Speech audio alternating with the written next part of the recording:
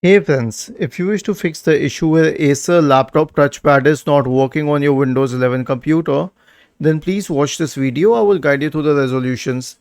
Now, here's the thing. Acer computers have this switch on their keyboard where you can press the function key along with the touchpad key, which is one of the function keys F12, F12.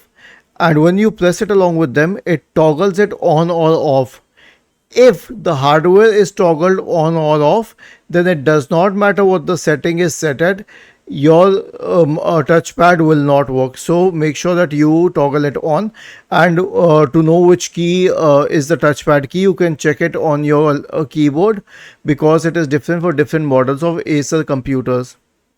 The next solution will be to update the touchpad drivers. So search for device manager in the Windows search bar and go to device manager.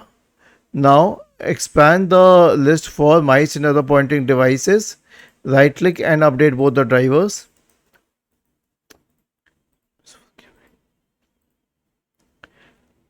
The last solution will be to check the touchpad settings.